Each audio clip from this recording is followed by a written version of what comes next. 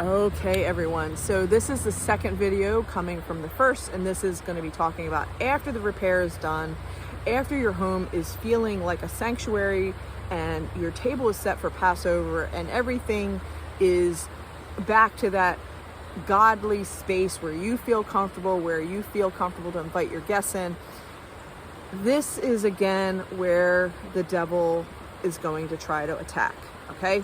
And I wanted to share this blip again, to share with you, to be on guard, to be on alert, to pay attention, because these things that are within the atmosphere, that are within our, outer realm, that then come into our realm, for us to be mindful, okay? So I had invited a guest to my Passover that was one of my clients that I hadn't seen in a long time.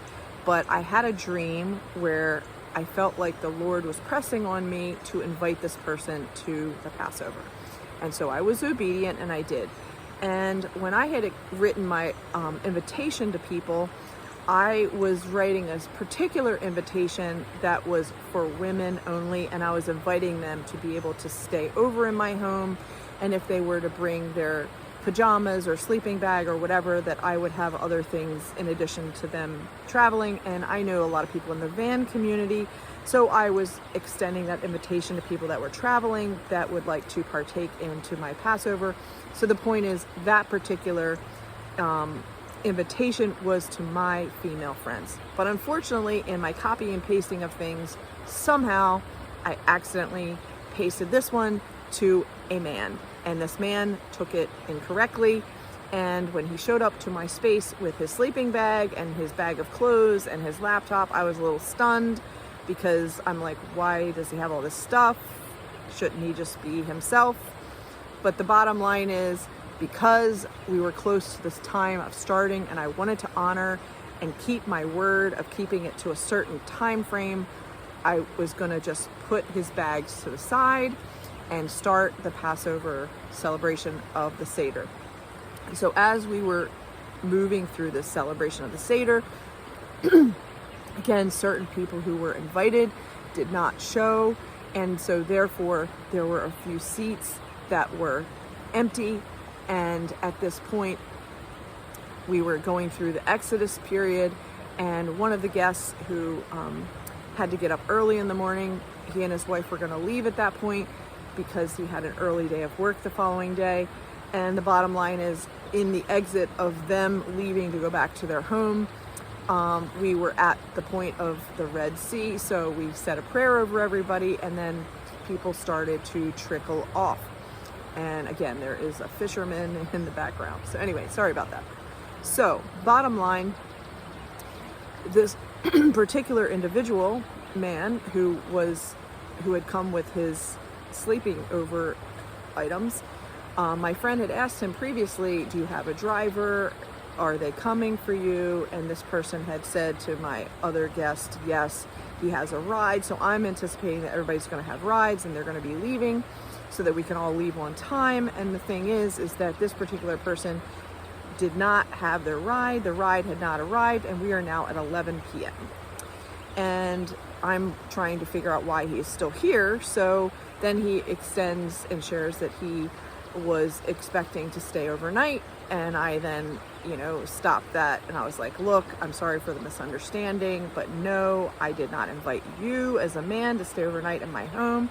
That is not at all what I invited. I invited other girlfriends that were traveling. So I apologize for the misunderstanding, but I'm going to need you to call your ride.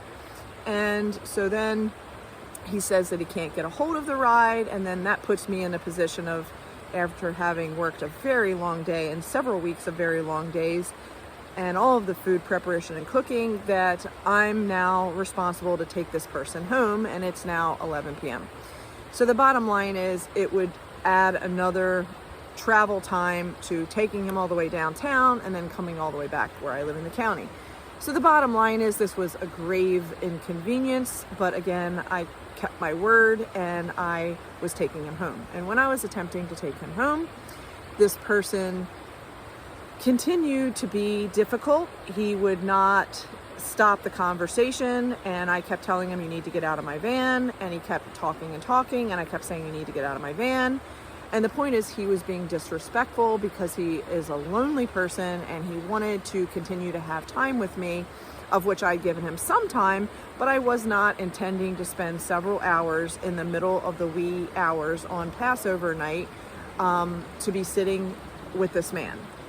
So I again graciously asked him to get out of my van, and because he has a disability, there was challenges with all of this and just getting him to move out. Well, the bottom line is, during his time in my van, he opened his knapsack, and during that time, a roach ran out of his bag, and luckily I caught the roach in my hand. I unlocked my ignition with his help to let down my windows to throw this roach out the window. Now, the point is, I do not have a habit of touching unclean things such as a bug, and I also don't have bugs in my van, nor do I have them in my home or my apartment. So the bottom line is, this definitely came from this man. And in addition to that, I stated very calmly that I needed him to zip up his bag and get out of the van. He persisted to take out papers out of his bag. He persisted to try to talk to me with other topics, and I continued to tell him, you need to get out of my van. Bottom line, he definitely was disrespecting me. He was disrespecting my time. He was not taking all the clues that I was sending, and he was just being a difficult person.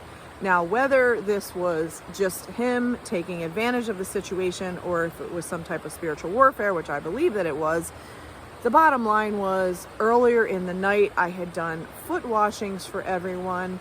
And when I did foot washings for this man, and I was getting ready to dry his feet, when he pulled up his pants legs, it appeared as though he had several sores on his legs. It looked like he was either picking at himself or that he had some type of something going on. And the whole point is, if you have stuff like that going on, in normal, biblical knowledge, that would be considered somebody that's unclean, and you shouldn't have brought yourself into the group of people. But again, it was hidden. Again, this is the key point. It was hidden under his pants legs.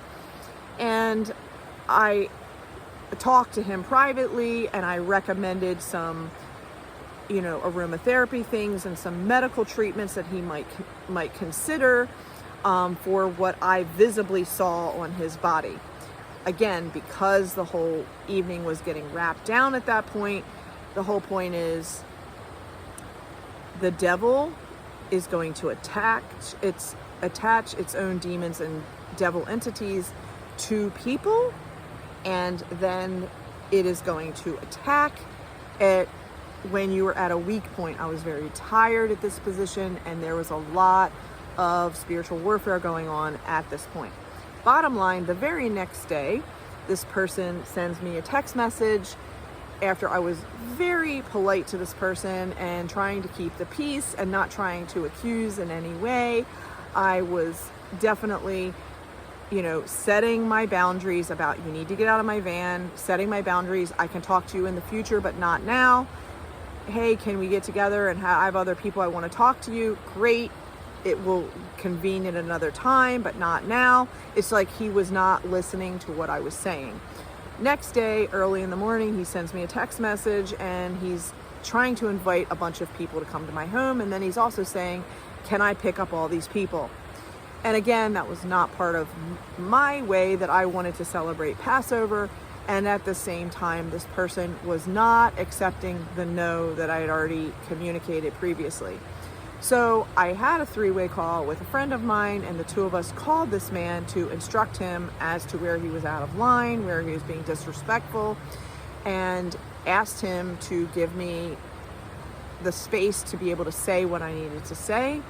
And I said to him, I appreciate you, but you brought bugs into your bags that you brought into my home. You brought them into my van. I now need to protect myself and my home, and I'm asking you to take responsibility for this, and that my friend and I are willing to go to your home and to help you to control the situation or to assess the situation, and he just wouldn't hear it.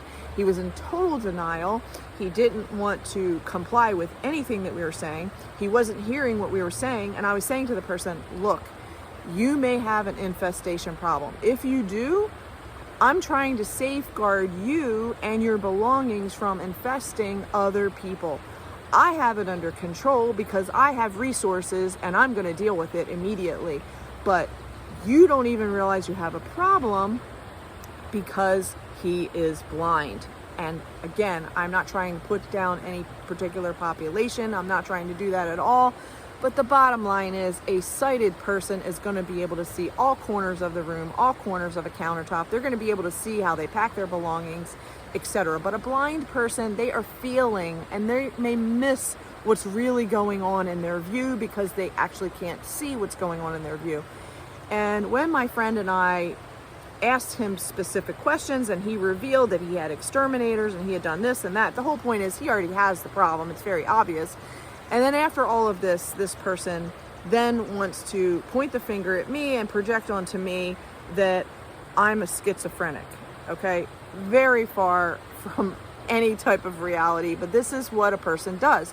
And, you know, part of schizophrenic behaviors is that people pick at themselves, they dig at themselves, literally digging into their flesh, and he had those type of wounds all over himself.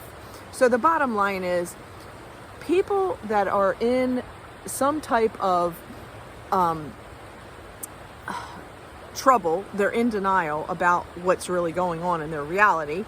He did not want to admit defeat. He did not want to accept the truth as it was. He was not looking to have the problem resolved. All he wanted to do was claim that he didn't do it, he didn't have it, he doesn't have a problem, and he wanted to blame shift and put all the problems onto me and say that I was the problem. Now here's the bottom line. Is this the kind of thing that's supposed to happen at Passover? No, it's not. But when these things crop up, it is a red alert to be on alert that the devil is going to use certain people in your circle, and he is going to have them under attack, and these people are going to then try to attack you. And the whole point is, I had people praying over me. I had people praying over my home. Everything in terms of my home was resolved in terms of keeping it in a purity environment that is a sanctuary. And that is something that I want to continue to maintain. But the whole point is, as soon as you have something clean, okay, the enemy is going to come in and attack, and he's going